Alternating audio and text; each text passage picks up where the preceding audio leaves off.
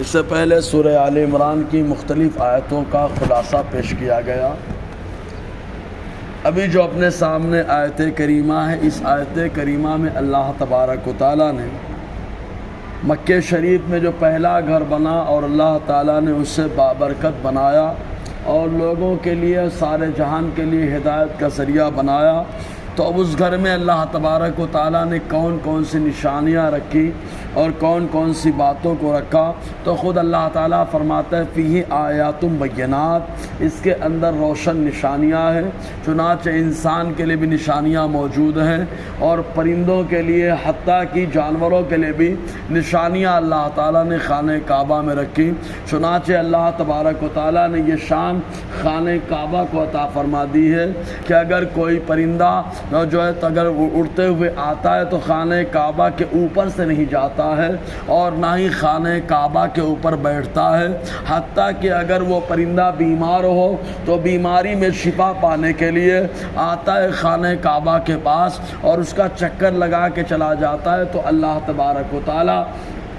خانہ کعبہ سے مس ہونے والی ہوا کی برکت سے اس پرندے کو شفا عطا فرما دیتا ہے۔ اس طریقے سے خانہ کعبہ کے اندر پرندوں کے لیے بھی نشانیاں ہیں اور جانوروں کے لیے بھی اللہ تعالیٰ نے نشانیاں رکھ دی کہ اس کو حرم پاک بنا دیا کہ اس حرم کے اندر اگر کوئی جانور بھی آتا، حتیٰ کہ اگر شیر اور ساتھ میں ہرن بھی ہو، تب ایسی صورت میں شیر ہرن پہ حملہ نہیں کرتا۔ اسی طریقے سے جتنے بھی درندے یعنی حملہ کرنے والے جانور ہیں اور جو ہے دوسرے جانور کو کھا جاتے ہیں، حرم میں داخل ہونے کے بعد وہ ایک دوسرے پر حملہ نہیں کرتے ہیں۔ اس طریقے سے اللہ تبارک و تعالیٰ نے جانوروں کے لیے بھی نشانیاں بنا دی ہیں اور انسانوں کے لیے بھی اللہ تعالیٰ نے خانہ کعبہ کو نشانی بنا دی۔ خود حضرت عمر رضی اللہ تعالی عنہ کا قول ہے، وہ ارشاد فرماتے ہیں اگر کوئی میرے والد کو قتل کر کے خانہ کعبہ کے حرم میں آ جائے، حرم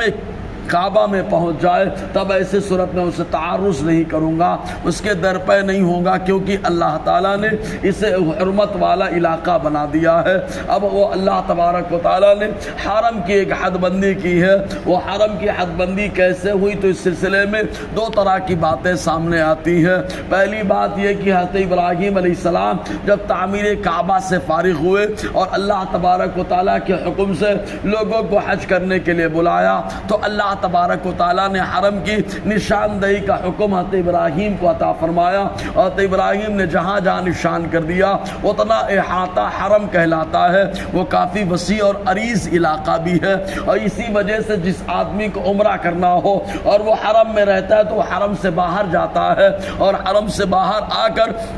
پھر نیت باندھ کر کے جو ہے خانہ کعبہ میں داخل ہوتا ہے۔ بہرکیف اور دوسرا قول یہ ہے کہ اللہ تبارک و تعالیٰ نے جب حجر اسود کو اتارا تو حجر اسود روشن ہوا، جتنا علاقہ اس کی روشنی سے روشن ہو گیا اسی کو حرم کہا جاتا ہے۔ بہرکیف تو اللہ تعالیٰ ارشاد فرماتا ہے فیہ آیات بینات، اس کے اندر نشانیاں روشن موجود ہیں۔ اب روشن نشانیوں میں اور غور کریں گے تو حضرت ہاجرہ رضی اللہ تعالیٰ عنہا کے آنے جانے اور دوڑنے کی نشانیاں موجود، صفا مروہ موجود، جبل ابو قبیس حضرت ابراہیم علیہ السلام نے لوگوں کو حج کرنے کے لیے جس پہاڑ پہ چڑھ کر کے بلایا تھا وہ پہاڑ بھی موجود۔ اس کے ساتھ ساتھ اللہ تبارک و تعالیٰ نے زمزم کے کنویں کو رکھا جو حضرت اسماعیل علیہ السلام کے قدموں کی برکت سے نکلا، پاؤں پہ زمین پر مار دیا، اللہ نے پانی نکال دیا۔ اور اسی طریقے سے اللہ تبارک و تعالیٰ نے اور بہت ساری نشانیاں خانہ کعبہ کے اندر رکھی ہے۔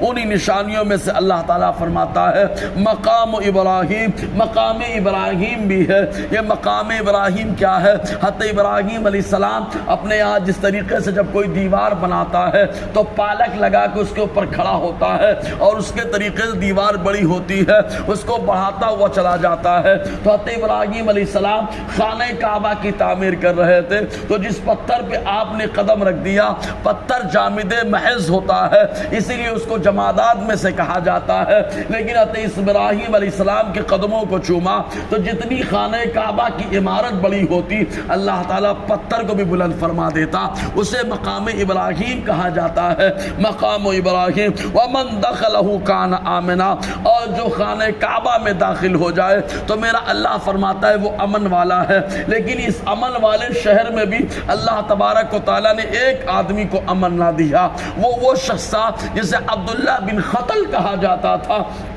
یہ حضور صلی اللہ علیہ وسلم کی شان میں نازیبہ کلمات بکا کرتا تھا۔ اس کی دو لوڈیاں تھی جو حضور صلی اللہ علیہ وسلم کی شان میں بے ادبیہ کرتے تھے۔ بخاری شریف کی حدیث پاک میں موجود ہے کہ جب مکہ فتح ہوا تو یہ اپنے آپ کو بچانے کے لیے خانہ کعبہ کے اوپر جو چادر پڑی ہوئی ہے جسے غلاف کعبہ کہا جاتا ہے اس میں جا کر کے چمٹ گیا کہ کاش یہ بچا لے۔ حضور صلی اللہ علیہ وسلم کی بارگاہ میں صحابہ نے جا کر کے عرض کیا، اللہ کے نبی صلی اللہ علیہ وسلم نے ارشاد فرمایا اس کو وہیں پر قتل کر دیا جائے۔ وہ امن والا شہر اللہ تبارک و تعالیٰ نے اپنے محبوب کو یہ بھی اختیار دیا کہ جہاں دوسروں کو جنگ کرنے کی اجازت نہیں ہے وہاں پر اللہ تعالیٰ نے اپنے محبوب کو اجازت عطا فرمائی۔ تو اللہ تعالیٰ فرماتا ہے وَمَن دَخَلَهُ كَانَ آمِنًا، اس گھر میں جو بھی آتا ہے وہ امن والا ہو جاتا ہے، سکون پا جاتا ہے انشاءاللہ۔ اور آگے گفتگو رہے گی۔ اللہ تبارک و تعالی ہم سب کو فیضان قرآن، برکات قرآن